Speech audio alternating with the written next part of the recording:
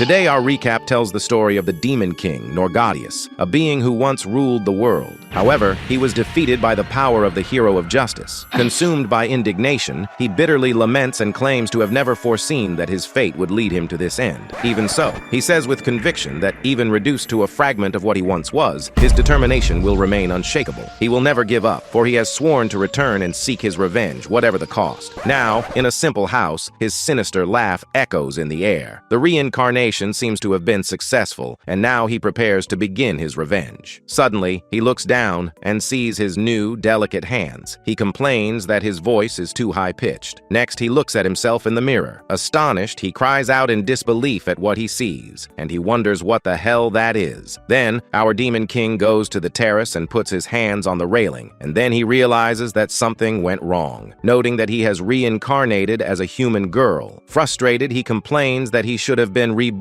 as a powerful demon. He wonders indignantly what this soft and fragile body is. Then, he observes the city around him and realizes that he is 2,000 years in the future, surprised at how different everything is. Soon, two girls approach him. Suddenly, one of them says that she is having financial difficulties that month and asks him for some food, cornering him. Irritated, he asks what they think they're doing and says they should be able to make their own lunch. Confused, the girls ask what he, or rather, their colleague is saying. Then, he threatens them, ordering them to get out of his sight if they don't want to die. But the girls stare at him with contempt and then push him. They state that untalented pawns are nothing more than their slaves. Then they order him to shut up and hand over the money. They laugh watching him fall to the ground. But as he gets up, our demon claims that there are idiots in every age. Then, recovering, he says that he will make them know their proper place. And soon, he summons the flames of hell. But nothing happens. He realizes that his body has no magical power and begins to panic as he realizes what is happening. But unlike him, the girls attack him with magic and call him arrogant for acting like he is powerful, even without being able to use magic. Soon, the girls watch him and say that this is annoying and that they should leave soon. Then, frustrated, he tells himself that he has made a decision. And after a while, he begins to understand how that world works. That place is called Paradise, an artificial island made up of 5 magic academies. He reveals that that body belongs to a human girl named Hinami, a 15-year-old orphan who attends Suime Academy with funding from the local government. However, Hinami was being bullied. He discovers that the girl was bullied for being a pawn, unable to use magic. Soon he states that there is a class system in that place, where talented stars oppress untalented pawns. But he says it's all interesting, and wonders why not destroy everything related to it. Soon, he decides to start. And now, in a playground, he claims that he needs to check his specifications, and realizing that he has no magical power, he says it's best to think that he can't use magic. So, he decides to check his physical abilities, and jumps off the top of a slide. But to his surprise, he quickly falls face down on the ground. Disappointed, he complains that he can't even land properly and curses that body for being so weak. Then, he thinks that with that body, world domination is impossible. But soon he gets up and says that this is the day he needs to go to school. Then, he arrives at Suimeikan Academy, and states that, as a first step to world domination, he will take control of that academy. However, he wonders if with that weak body, he will be able to. Later, in the classroom, the teacher asks if anyone understands the problem, and shows them a basic magic circle. But our hero comments that even a baby could understand that. The teacher explains that this is advanced magic and asks if it is too early for them. Surprised, our protagonist wonders what that is. Soon, a student raises her hand offering to solve the problem and says that it is a magic circle composed of water and fire attributes. She explains that for magic circles like that, the order in which magic power is infused is crucial, and that if they make a wrong move, everything will turn into a disaster. She continues, explaining that first, one must infuse fire attribute magic, and then, following the theory of fusion, the sequence is water, fire, fire, water, and fire. And proudly, she says that's all. The other students applaud her, praising the young woman from the Maitre family, and impressed, they comment that the title of A-rank mage is not just for show. But suddenly, our demon claims that otherwise, the circle will transform into lower-level magic, and he begins to state that the order of magical power is completely wrong, saying that the correct order is fire, water, water, fire, and water.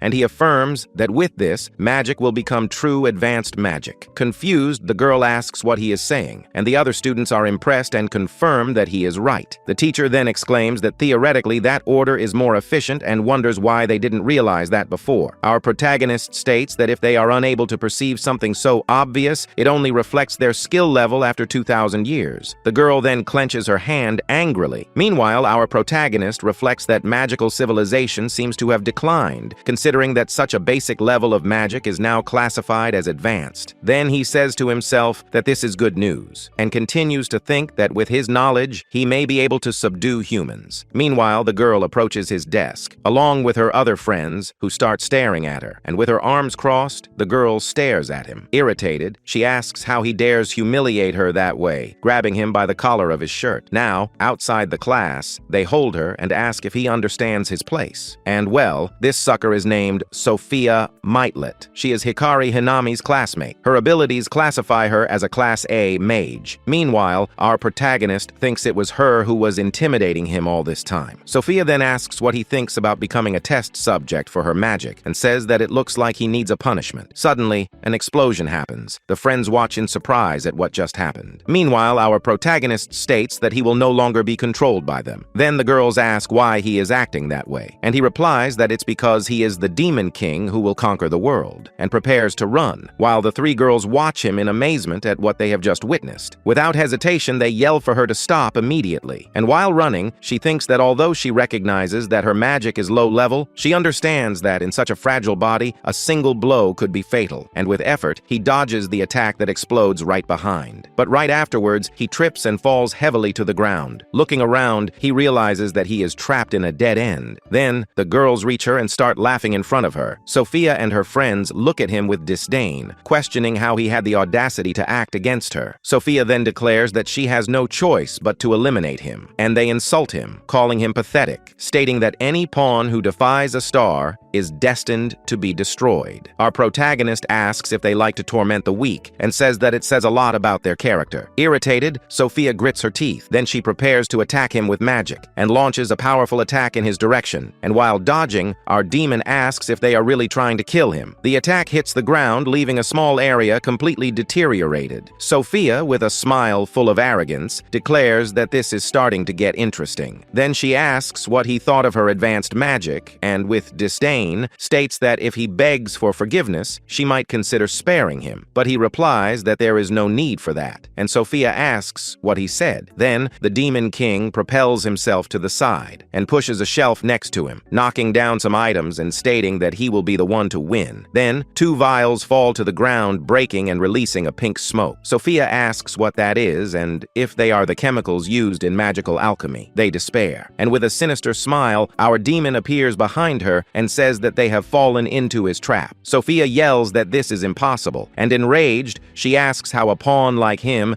dares to challenge a star and begins to conjure magic. But before she can finish, our demon hits her with a baseball bat that was at the scene, causing Sophia to fall unconscious on the ground. Then, he approaches her, still holding the bloody bat, and comments that this is what happens when someone superior is challenged. Then he looks at the other girls, his eyes glowing red, and tells them not to mess with him again, saying that he will kill them otherwise. Frightened, the 2 girls run away. As he watches them flee, our protagonist mocks them, asking if they don't have the courage to avenge their friend. Suddenly, a girl approaches and asks permission, saying she is from the newspaper club, and asks if he could grant her an interview. Still on alert, Hinami, or rather Norgadius, turns around quickly, but soon stops and wonders who that girl is, and when she got there. The girl then asks if he was fighting Sophia, a Class A mage, and wants to know how a pawn like him managed to defeat her. Finally, she asks who he is exactly. Bored, our protagonist concludes that she is from the media, but states that this is the perfect moment, thinking about how to take advantage of this situation. Then he introduces himself as the Demon King Norgadius, the Chaos Demon King who has awakened from a 2,000-year slumber. Excited, he states that what he must do is revenge, and the girl asks, surprised, if he is planning to retaliate against the stars. But Norgadius replies that something as trivial as that is beneath him. Then he states that he will destroy order, accumulate all the Academy's wealth, and eventually conquer all of paradise. Soon he turns to the girl and orders the media to spread the word to the world about his return. Scared, the girl nods, stammering, and runs away. Meanwhile, our protagonist thinks that with this, humans will surely fear him and begin to surrender one after the other. The next day, the news about the Demon King spreads quickly throughout the Academy. The students are surprised and wonder if it is serious. Soon they may wonder what that pawn is doing and if she is some kind of problem student. Then a newspaper falls at a student's feet. He bends down and picks up the newspaper from the floor. As he looks at the headline, Pawn Hikari 15 boldly declares the conquest of paradise. The council president, furious, rips up the newspaper and considers it unforgivable that a pawn should disturb the order and says that he needs to be punished. While having lunch, Norgadius thinks he needs to assess the situation first. But happy, he states that since he is in Hinami's body, he can cook. And while looking at the newspaper with his picture on the cover, our protagonist comments that it seems that his authority and influence have spread throughout the academy. Then he approaches the school gate and states that everyone is afraid of him. At least that's what he thinks. Later in the library, he says that his next task is to investigate the current state of things. He reads that the artificial island Paradise is an academic island built for magical education, and he discovers that it was built on the Demon King's castle from 2,000 years ago using his enormous magical power as an energy source. Astonished, he asks himself, Demon King's castle? Then he wonders if there is a Demon King's castle under that place, and he gets annoyed with the humans for getting excited about a place like that, but soon he says it is good news, and he claims that if he recovers the artifact from the Demon King's castle, his combat power will be 100 billion. Then, laughing, he tells the Demon King's castle to just wait for him, and as he runs through the library, everyone around asks him to keep quiet there. A short time later, our hero finally finds the entrance. Soon, he observes the situation and comments with disdain that the humans seem to be conducting an excavation. Then, he calls them reckless, making his contempt clear. Now, already inside the castle, he firmly declares that the place belongs to him by right. Next, he states that if his memory is correct, what he seeks should be somewhere around there. Then he begins to lift a secret passage and finally exclaims that he has found the treasure vault and says that with that, he will be able to turn things around. Soon, he grabs a sword, shouting, "Roar! Demon sword Galdings!" But nothing happens. Then, he remembers that he has no magical power and that activating the artifact will be impossible. And lamenting, he comments that this treasure is completely useless in its current state. Then he adds that if only he had some subordinates, the situation might be different. Then, kneeling on the floor, he widens his eyes, and he remembers his subordinates and how he was cheered by them. And back to reality, optimistic, he says that if he can't use the artifact alone, he will have his subordinates use it. But soon he remembers that the demon race has already been exterminated. Then, he recalls that this happened 2,000 years ago when he was defeated, and concludes that only humans remain. Now, at the academy, he watches two students eating snacks and living their normal lives. Suddenly, she starts banging on a door and yells, saying that none of these idiots seem to be useful, complaining that humans are too weak and that there's no way they're worthy of serving him. Suddenly, she hears someone telling someone else to stop talking nonsense, and he wonders, surprised, what the hell that boy is doing to that poor girl. Meanwhile, the red-haired jerk comments that if she's playing chess, she should follow the stars and let the pawn just obey, and he states that he won't let her feel bad about it. The girl awkwardly stammers, and meanwhile, our Demon King watches, wondering if they are doing that to a pawn again, and states that the class system at that academy is rotten. But looking at that scene, he wonders who she is. Meanwhile, the boy corners her and tells her to be his. Then our protagonist interrupts him and tells him to stop those ugly fights in front of him and threatens him by saying that he will tell the teacher. The juvenile delinquent asks what he is doing and then asks if he is the Demon King, commenting that he read about him in the newspaper, and our hero confirms, stating that he is the Demon King and that he plans to conquer the world. The juvenile delinquent lets out a mocking laugh and asks what that absurd thing about Demon King is. Then he stares with disdain and questions if he is stupid or something. Then, with a punch, our protagonist knocks him down, and while the boy screams in pain, our protagonist says that ordinary people can't understand his greatness. Then he turns to the girl and invites her for tea, saying he has something to discuss with her. Surprised, the girl asks what he wants. Soon, the two sit on a bench far away, and our hero says that first, they need to introduce themselves. Then, he introduces himself as Norgadius, the Demon King, who is recruiting subordinates, and the girl introduces herself as Grace and thanks him for helping her. Then she asks what happened earlier. She explains that that guy was insisting on pressuring her into accepting a date, even after being rejected several times. Still annoyed, she comments that he had the audacity to ask her to listen to what the stars say. Hearing that, Norgadius comments that, as expected, humans are hopeless. But soon after, he states that Grace is different. Then, he reassures her and tells her not to worry, as he will save her. Awkwardly, she stammers, while he affirms that she has talent, and explains that, in the modern age, it is not possible to measure this kind of thing, but says that she has the talent for ancient magic. And while walking beside her, Norgadius states insinuates that that girl may have some value. Grace, curious, asks if he is the demon king mentioned in the newspaper. Soon after, she begins to question if it is really safe to trust him, while the idea that he might be a scary person begins to cross her mind. Suddenly, our protagonist says that they have arrived. Soon he says that that place is far enough and invites Grace to begin her magic training. Then, Grace asks if it is true that she has talent, and Norgadius confirms. He explains that with the decline of magical technology, the technology to identify magical talents has also been lost, and that is why she has been buried as a mere pawn. But he assures her that he will not ignore her and invites her to prove everyone wrong together, showing the stars who's boss. Meanwhile, Grace thinks about whether she should really trust him and justifies that, honestly, she's still having doubts, but that if it means that she can escape her mundane life, she'll do whatever it takes. Then she asks Norgadius to teach her, and he readily accepts. Then he says that she is a complete novice when it comes to magic, and states that therefore it is better for her to fight using weapons. Then he pulls something from a bush and hands her the legendary weapon that can only be wielded by those who are suitable for ancient magic, the magic sword Galdings. Then he asks Grace to focus her power and strike with the sword. Surprised, she asks what that is. Then Grace screams and strikes with the sword. Suddenly, a powerful wave of fire is released from the sword. Astonished, Grace exclaims that it is amazing, and Norgadius agrees, saying that, as he thought, his eyes were not wrong and encourages her to continue the training, saying that first, she needs to master the magic sword, and Grace confirms excitedly. But suddenly, they look to the side and observe the wooden bench catching fire. Then, Norgadius asks her to put out the fire by bringing a bucket, and meanwhile, Grace apologizes for what she just did. After a while, in the schoolyard, a teacher asks everyone to gather. He announces that the day's lesson will be a mock battle. He explains that the evaluation criteria are magic, physical ability, and adaptability. And as always, he asks them to form pairs and face each other. The teacher warns that pawns can use weapons during the exercise. Norgadius then thinks that this is his chance to legally get revenge on Sophia, but suddenly, the red-haired boy approaches and asks if Grace wants to pair up with him, saying that she probably wouldn't be able to find a partner. Embarrassed, she asks what he means by that, but soon he asks if she is serious about rejecting him. Meanwhile, Norgadius looks at him with contempt, thinking that the boy is a shameless idiot, and states that he is definitely planning something bad. Suddenly, the juvenile delinquent gets even closer to Grace and introduces himself as a star, saying that the orders of the stars are absolute,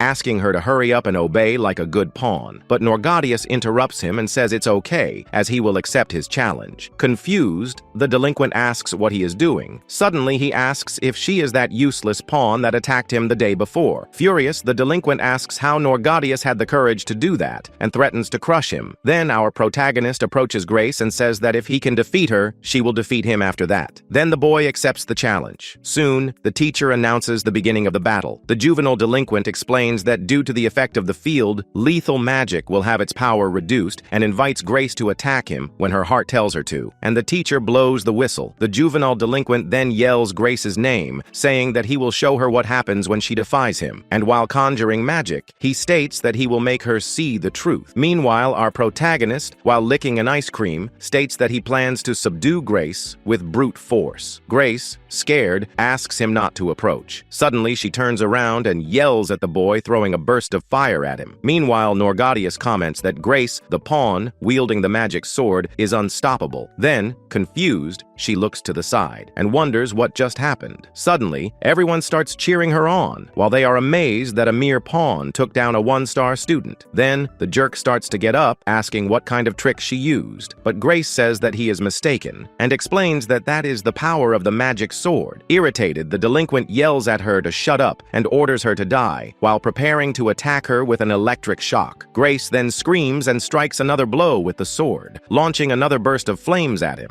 Grace, astonished, just looks at all the power she now has in her hands. The other students watch in amazement, commenting that this is very dangerous, and wondering what kind of power that is. And well, now the delinquent jerk is unconscious on the floor. Then the teacher announces the end of the match, but Norgadius replies calmly, stating that there is nothing strange about it, and declares that even a pawn is capable of defeating a star, and that Grace has just demonstrated that to everyone. Then our protagonist raises Grace's hand, and orders the humans to tremble in fear, for the The unstoppable advance of the Demon King's army begins there and then. Meanwhile, Grace thinks that she doesn't quite understand, but that if she's with him, maybe everything will work out. But suddenly, the student council president appears and says that this has gone too far, stating that he cannot ignore the reckless actions of a pawn. With that, the other students are startled by the arrival of the grandiose bald man there. Then, the student council president threatens, saying that he will put an end to the whole party. Then, he approaches Norgadius and confronts him, saying that he is probably the famous Hikari Hinami, the one who calls himself the Demon King. And with conviction, he makes it clear that his many reckless missteps have gone too far. So, our hero asks who he is, stating that this is not the correct way to address a Demon King. Suddenly, Sophia, overcome with despair, asks almost pleadingly if he really doesn't know who he is. Then, she introduces him as Ishikami Takeru, the student council president, the star that governs the entire academy. But upon hearing this, our protagonist can only think of one thing: perfect opportunity. And in thought, he states that he is a threat to his world. Then, Norgadius orders Grace to finish them, and the poor girl, in shock, still holding the sword in her hand, begins to stutter while looking at her incredible troublemaker master. Then, the student council president says that from that moment on, they will conduct an inquiry. And looking directly at Norgadius, he accuses him of having committed unforgivable acts and asks if he knows what he is referring to. Then he scoffs, asking if the other's irritation came from the fact that a mere pawn dared to step on a star. Afterward, he dismisses the matter as something too small to deserve so much attention. But the student council president denies it, and furious, he accuses them of having set fire to the gymnasium storage room. With that, Grace and Norgadius are shocked by the accusation. Soon after, the president informs them that they will need to compensate for the damages, showing the value of 2 million, and he makes it clear that, if they can't pay, they will have to leave the school. Faced with this, Grace falls into despair and laments not being able to pay that absurd amount, and Norgadius tries to reassure her, and then she holds the payment document that the president had given her, and tears it up, stating that she will crush them. Grace watches everything in amazement, incredulous at what he had just done. Then, the student council president questions if she really understands what she did, and asks if she thinks her actions were justified. But our hero ignores him and quickly points a piece of wood in his face, and states that in 3 days, the long-awaited confrontation between the Demon King and the student council president would finally happen, and explains that if he wins, she will leave him alone. But if she wins, everyone will become her subordinates. Then, furious, he wonders what to do with the Demon King's army, which was disturbing the order of the academy. Then he breaks the piece of wood in half and decides that he will eliminate them. A short time later, on the terrace,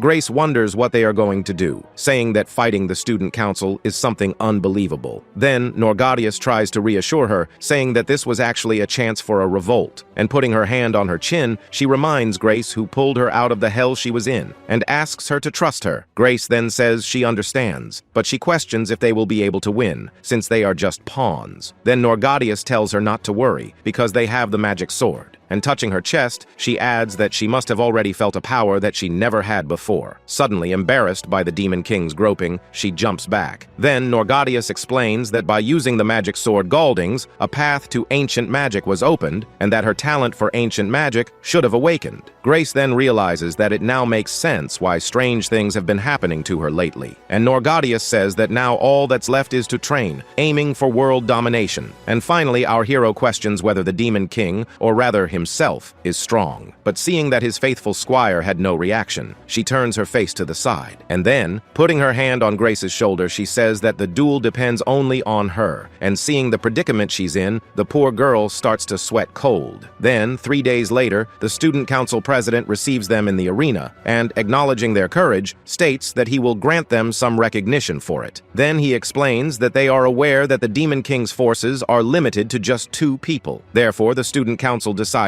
that only the secretary and himself will face them. Then, Norgadius says that it doesn't matter how many there are, the result will be the same, and states that only Grace will be enough to take them down. But the president corrects her, saying that she will also fight. And he continues, saying that they themselves decided the format of the duel. The first fight will be Grace against the secretary, and the second fight will be her against the president. And he explains that if the number number of victories is tied, he and Norgadius will face each other in the final match. Then, Norgadius asks if it will be one-on-one, and the president confirms, stating that no objections will be tolerated. Then, he states that there is no longer any way to escape and encourages him to fight, reminding him that everyone is counting on him. But Norgadius confirms that he will fight. Then, our protagonist tells him to look forward to the moment when he will be crushed by her. Soon after, Grace and the secretary face each other in the arena, ready for combat. The secretary then introduces herself as Belle Court and asks Grace to go easy on her. And then, she conjures some ice crystals in her hand and launches an ice stake towards Grace. Frightened, Grace shouts for her to get away and launches a burst of fire against the secretary's attack. The two spells then collide, causing a large explosion, and Grace protects herself from the explosion with her sword. Meanwhile, the other students watch the battle, impressed. The dust settles and Grace stands firm, facing the secretary. And at the same moment, Norgadius thinks that the situation is getting a little problematic, stating that if this continues, she will really have to enter the fight. Then, she begins to imagine what would happen if he lost to the student council president. Desperate, he states that world domination will be ruined if this happens, and tries to come up with a plan to prevent this disaster from happening. Back to the fight, Grace calls for Norgadius and asks if she can use ancient magic. Norgadius then encourages her to use it. With that, the secretary is surprised to see that a simple pawn is capable of using ancient magic. Then Grace prepares to use the magic, starting to conjure a reddish rune in her hands, and soon fires a powerful scarlet ray, which explodes, falling in the center of the arena above her opponent, leaving the secretary perplexed by what would happen to her if that attack hit her, while the president, in shock, orders her to defend herself. Then, Norgadius remembers when she used that magic and says that there is no way she can block that attack, explaining that this is the magic that once exterminated 500 of her enemy troops. Then, he orders Grace to show them the overwhelming power of the Demon King's army. The secretary wonders what was happening, while trying to defend herself, using her ice sword as a shield, but she wonders how she could block something like that. The attack then hits the secretary's shield head-on, causing a large explosion, and after the dust settles, the arena is completely destroyed. Then, the secretary is seen unconscious on the ground. Then Norgadius laughs, asking if the student council saw the true terror of the Demon King's army, and orders Grace to go take care of the secretary. But before she could do anything, the student council president interrupts her and questions what she just did, stating that he has never seen a magic like that before. But our hero interrupts him, questioning if that wasn't just due to his limited knowledge, explaining that this magic was common 2,000 years ago. The president then says that it didn't make sense, and he asks about the sword, stating that there was no way a mere pawn could possess something like that. Norgadius then says that the sword belonged to her, stating that it was the property of the Demon King from 2,000 years ago. At the same moment, the president states that this was madness and wonders how far that girl would go with this. Suddenly, a boy appears, interrupting the conversation, asking the president to wait a moment, and whispering in his ear, he reveals something that leaves him in shock. Then the president, furious, asks if Norgadius had infiltrated the Demon King's castle, explaining that this place was a restricted area under investigation by the celestial government, and asks if she had stolen the sword from there. Then, our hero takes the sword and asks what the problem is, stating that the treasures and the Demon King's castle belong to her and that she doesn't need to listen to anyone's complaints. And sneaking out, she tells Grace that they are going home and that they will celebrate the victory that night. Grace then asks if that was okay, because the second round was still missing, but Norgadius says that there was no need to fight anymore, since they had demonstrated their strength. But suddenly, she is hit by a blow, and she falls hard on the ground. And well, a rock had hit him. And looking at Norgadius's fallen body, the president says that this was unforgivable. Grace then asks if she is okay, but she complains that the bald man almost broke her spine. Then, our hero complains, calling it a sneaky and cowardly attack, saying that if he was going to fight, he should do it fairly. However, the president, calmly, replies that this is probably her nature and agrees to have a second round, this time in a proper manner. But before starting, Norgadius asks if he didn't understand the difference in abilities between them, stating that facing them head-on was pure recklessness. Then he conjures a meteor shower using his magic. Then the two find themselves in trouble, not knowing what to do with the sudden attack. Seconds later,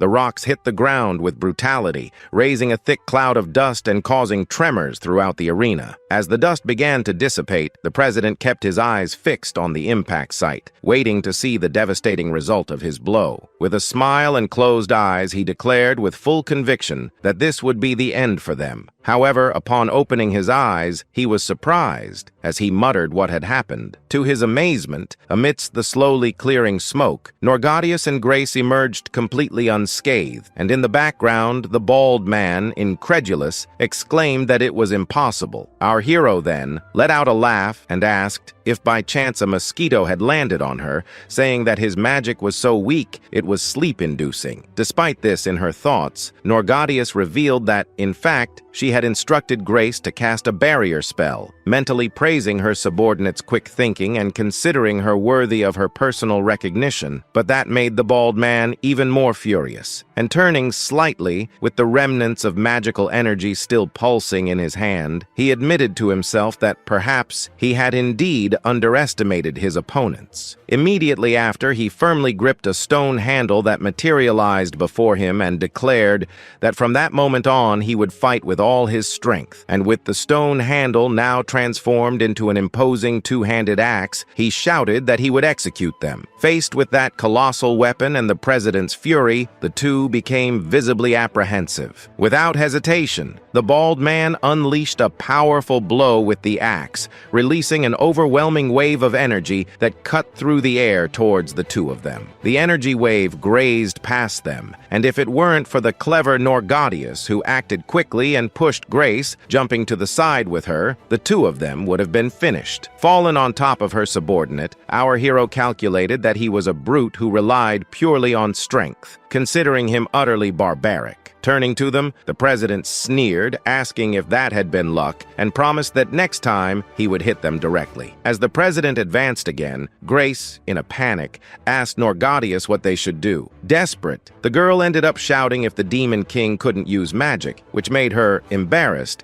tell her not to shout the truth so loudly. Then, determined, Norgadius stated that she had a plan, and as the president approached, hovering in the air above them, Norgadius observed attentively and murmured, "Advanced magic," and in the next instant, she shouted, "Explosion!" Swing as a detonation erupted right behind the president. Surprised by the sudden explosion, the president turned sharply. In the distance, some students saw the ball cart in flames, while one said it looked like an explosion, another lamented, and a third, frightened, suspected the Demon King had done it. At that moment, our hero appeared imposing and proudly stated that it was her work, one of her many evil deeds. She then warned the president, saying that if he continued to challenge her in that way, he too would be reduced to pieces. The bald man turned to the two with disdain, telling them to stop playing around, accusing them of destroying the academy's equipment. But Norgadius threatened to cause even more damage if he insisted on attacking them.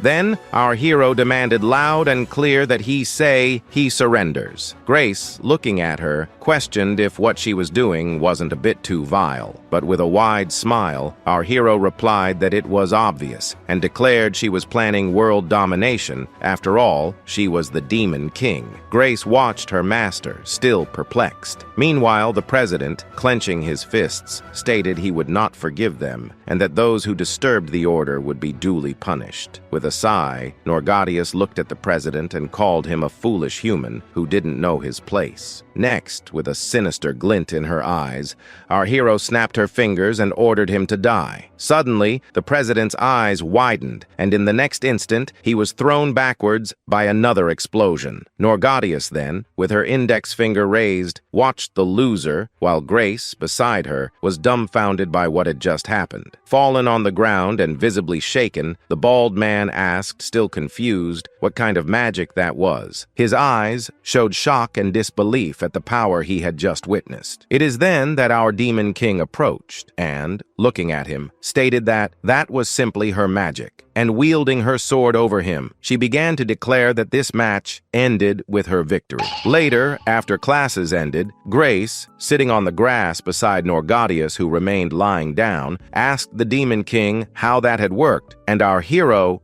calmly, explained that there was no trick at all, stating that she had just prepared some explosives. The girl was completely shocked by her statement, but our hero explained that she had already anticipated a situation where she would need to fight. Norgadius then admitted that the explosion on the grounds had been a risky gamble, and that if things had gone wrong, she herself could have been caught in the blast, which left Grace terrified just imagining it. The girl then asked her not to do anything dangerous like that again, but our hero replied that she would think about it and ordered Grace to massage her body without bothering her anymore. While stretching, he commented that the student council members were really stubborn. Then, she remembered that at the end of the fight, the council president, still recovering, decided to let the fire incident pass for now, but swore that eventually he would eliminate them. And while Grace massaged her legs, Norgadius thought that even having won, they refused to acknowledge her dominion. Suddenly, she heard someone saying, "Excuse me," which made her turn around. A girl holding a notebook and a pen approached and asked if they were members of the Demon King's army. The girl then excitedly introduced herself as Hayase Renka from the journalism club. Renka sat down in front of them and said that their performance had been impressive and that she had some news for the Demon King. Next, she showed an envelope announcing that an invitation had arrived from the Hall of Peace, which left our hero confused,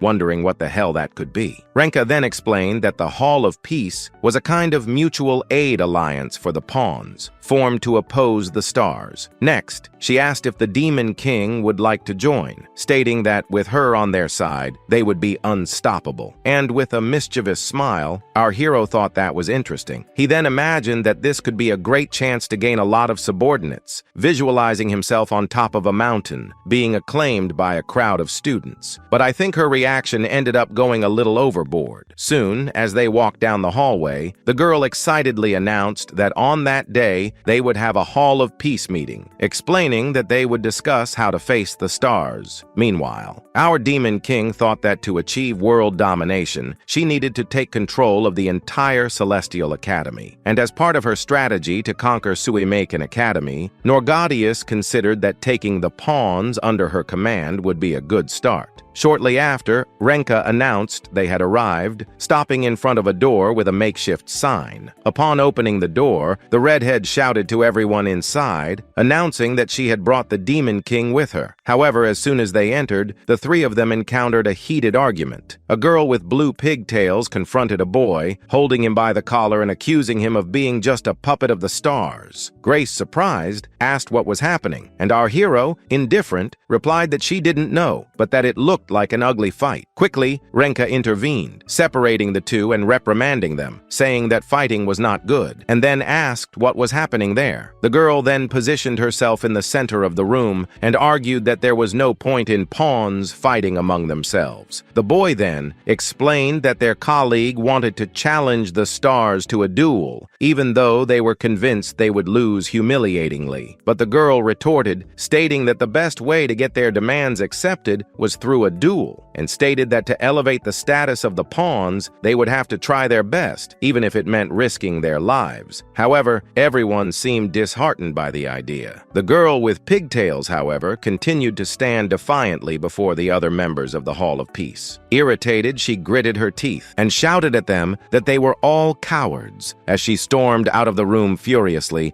causing the redhead to ask her to wait. Renka then watched the girl walk away, while the other members began to whisper among themselves, relieved that she had left. Whimpering, the redhead lamented that the pawns needed to unite, but Norgadius interrupted her, saying it was time for her to stop dawdling. Renka then remembered why she had brought our hero there, and with enthusiasm, Norgadius stood before everyone, with Renka and Grace by her side, announcing that the Demon King, whom they had heard so much about, had arrived at the hall, stating that from that moment on, they were stronger than ever. Then, the members of the Hall of Peace cheered up, commenting that she had defeated the Student Council president, stating that she was the hope of all pawns. Norgadius, with a clenched fist, confirmed, and proclaimed herself Demon King Norgadius, the one who would conquer conquer the world, promising a life of pleasure and delight to those who followed her, and called upon them to fight together. However, the hall members remained motionless. Our hero, confused, masked, asked what had happened, while Grace whispered in her ear that he was exaggerating a bit with the pose. The members then began to express their concerns, saying that although her attitude was acceptable, they hesitated to enter combat because they didn't want to endure pain. Renka tried to convince the other members, stating that the strength of the Demon King's army was undeniable and that with them, they might finally be able to face the stars. But one of the boys interrupted her, asking her to stop, and explained that their goal was not to defeat the stars, but rather to find ways to avoid attracting their attention. In fact, what they needed was to know how to deal with things if they were noticed. And with that, he reinforced that sharing this type of information was their true goal. Then, he told the redhead that they shouldn't think about starting a revolution. With this, Renka seemed a little disheartened by her colleagues' lack of enthusiasm. However, everyone quickly regained their spirits and said that the Demon King's army was more than welcome to join them, and that with Norgadius and Grace around, they could avoid being noticed by the stars. Then, one of the members started distributing pizza to the two of them as a celebration for them joining the club. Then, everyone prepared to eat pizza, seeming much more interested in slacking off than in any confrontation. Norgadius, observing this, exclaimed incredulously that they had no ambition whatsoever. Revolted, our hero called them gutless cowards hiding in the shadows, stating they were not worthy of being her subordinates. But suddenly, she seemed to have an idea. Norgadius turned to Renka, curious, mask, about that blue-haired girl who had run out of the room moments before, and the redhead confirmed it was Aoi-san. She was from Class 1D, an exceptional pawn who mastered ancient swordsmanship and was strong enough to challenge the stars. But the coward explained to Norgadius that Aoi was a major troublemaker who only thought about fighting the stars, who only thought about picking fights, stating she was impossible to control. With a mischievous smile, our hero thought that a battle maniac was exactly what she needed and began to wonder if there was a way to make her one of her subordinates. The boy tried to divert our Demon King's attention to the pizza and the celebration of her entry, but she pushed him away, telling him to get out of her way as she wasn't going to join anything. Then she announced she was going after Aoi and told Grace to get ready. But upon turning around, Grace was seen savoring a slice of pizza with cheese dripping from her mouth, making Norgadius look at her with disapproval. Our hero hurried Grace while scolding her. She apologized, fascinated by the pizza, and Renka celebrated the first bite as her official entry into the group. Far from there, a foot stepped firmly on the grass. Next, Aoi appeared, wielding her katana. Quickly, she sliced a large rock in half, and through the crack of the split rock, the determined eyes of Aoi thought about how she could realize her dream of exterminating the stars. Immediately after, she sheathed her katana, with the smoke from the cut still dissipating, and putting away the sword, she lamented that everyone was useless, and recognized that with that alone, they couldn't defeat the stars, admitting she didn't even have the strength to face the Academy's teachers, which made her wonder what her next step would be,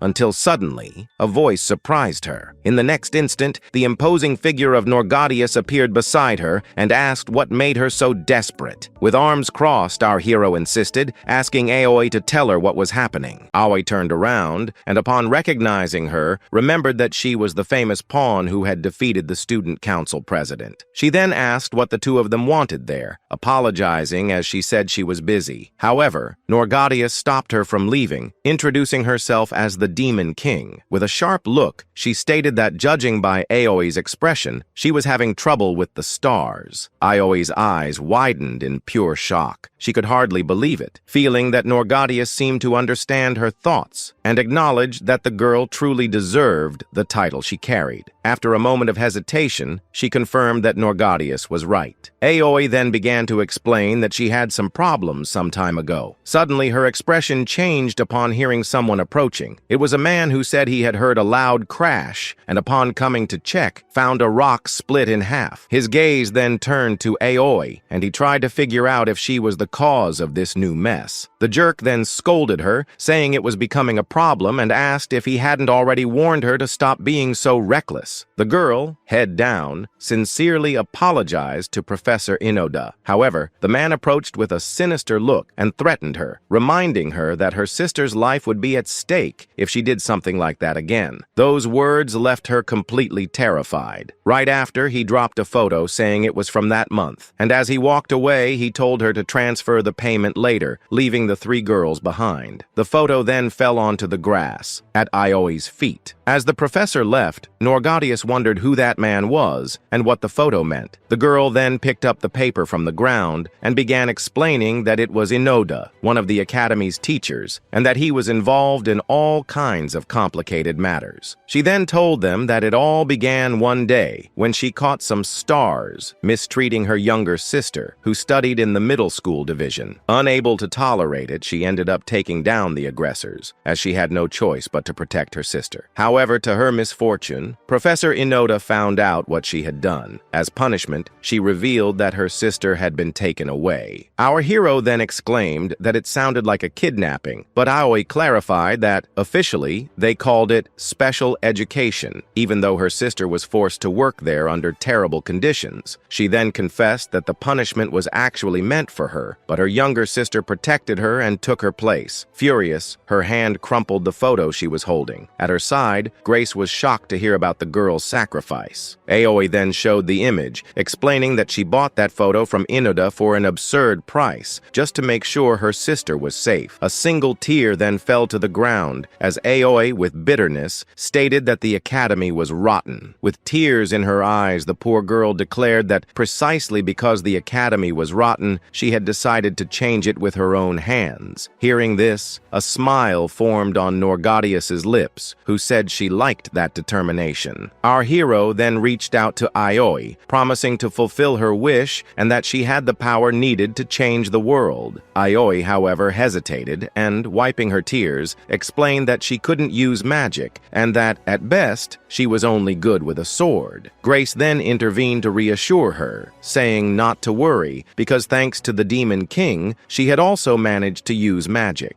She explained that following the Demon King would make magic easy, though she thought he was a bit strange, which earned her a smack on the head from an irritated Norgatius. Our hero then clarified that besides that, she planned to teach Aoi fencing, not magic. Grace, confused, asked why, since even pawns like them could potentially use ancient magic. Norgatius then revealed that Aoi simply had no talent for that type of magic. Looking directly at Aoi, she reassured her, saying there was no more reason to worry, because if she joined the Demon King's army, the future would be bright. With conviction, our hero stated that Aoi no longer needed to worry, for she was the Demon King destined to rule the world. Meanwhile, elsewhere in the academy, inside the student council room, the secretary informed the president that they had once again received complaints about Professor Inoda. She listed that the complaints ranged from physical punishment and verbal abuse to harassment, and that there were so many they could no longer be counted. The president, however, retorted, saying that was not their responsibility and asked what the other teachers were doing about it. The poor girl then clarified that Inoda was the son of the director of the Celestial Council, and that's why the other teachers seemed hesitant to speak out. And beyond that major problem, no decisive evidence against him had been found so far. With that, the bald man grumbled, feeling that it was enough to deal with the Demon King, and now he had to face the teacher's incompetence as well. Irritated,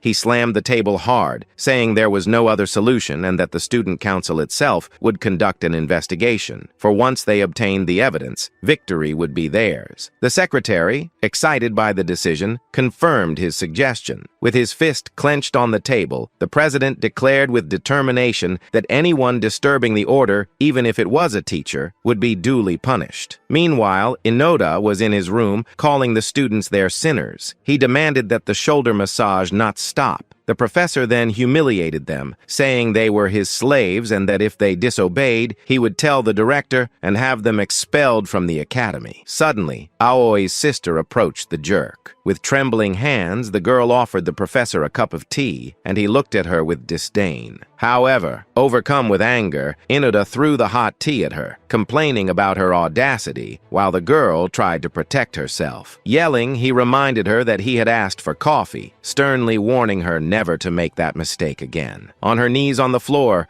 the girl wiped the spilled liquid with a cloth, apologizing repeatedly. Then she bowed in complete submission, while the professor watched her with total indifference. With an evil smile, the lunatic delighted in the situation, considering that place his own kingdom. He believed that as long as he had control over the students' weaknesses, no one would dare challenge him. With disdain, he saw them as mere pawns, whose disappearance would make no difference at all. However, his expression soon changed upon noticing a new presence in the room. It was Norgadius, who appeared imposing at the door and confronted him, asking if he enjoyed playing king with such vulgar behavior. However, to the professor's misfortune, our hero, accompanied by Grace and Aoi, announced that his wicked acts would be crushed by the Demon King's army. Inoda stood up surprised, asking who they were and what they were doing there. He then panicked upon realizing that someone had placed a barrier around the area, preventing any escape. With arms crossed and a wide grin, Norgadius said she now understood how he had been committing his evil deeds in secret. Our hero laughed at the weak barrier the man had created, finding it a ridiculous defense. Norgadius said that was nothing against her brilliant subordinates, comparing him to a sheet of paper. With the way clear, our hero pointed at the professor and, alongside Aoi and Grace, declared that the time for his judgment had come. Suddenly, Renka from the journalism club appeared by her side with a camera,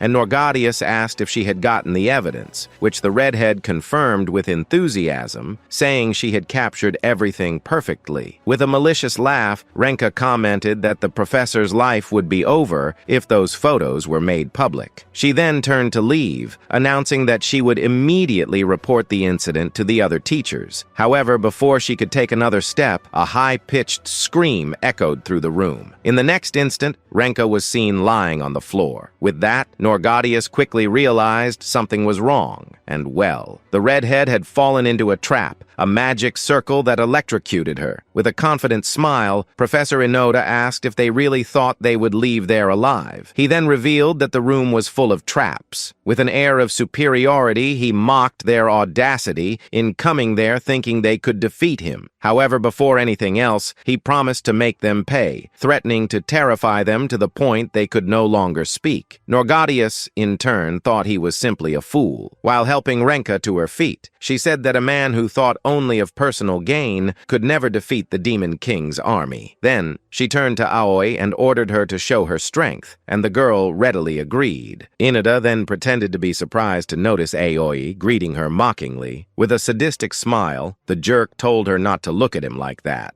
reminding her that her younger sister was under his care. Hearing that, Aoi's sister begged her not to go against the professor, fearing that the older girl would also end up suffering. The girl, however, was quickly grabbed by the hair by the professor. Taking advantage of the situation, Inoda told Aoi that she had heard what her sister said. With contempt, he reminded her that she was just a pawn and would never be able to defeat him. As Aoi's hand moved toward her sword's hilt, the professor suggested that if she simply obeyed him in silence, he might let her go. But in the blink of an eye, the girl's blade had already pierced him from behind. The professor was completely stunned, barely able to process what had happened. As Inoda staggered forward, Aoi, with frightening calm, called him ridiculous. The man, taken by panic and pain, screamed, asking what she had just done. With cutting coldness, she stated that, at that moment, not even magic could stop her. Finally, with her eyes fixed on the professor, she declared that she would have her revenge. In her mind, she relived all the suffering she had endured until that moment. She remembered how the stars despised her, and how powerless she felt for being just a pawn, with no magic to defend herself. The girl vividly recalled the cruelty of that academy, where no matter how skilled she was with a sword, she could never defend herself against magic. In that system, without the proper strength, it was impossible to overcome the status gap. However, now things were different, for she remembered the weapon the Demon King had given her. It was the demonic blade Karagachi. With a determined look,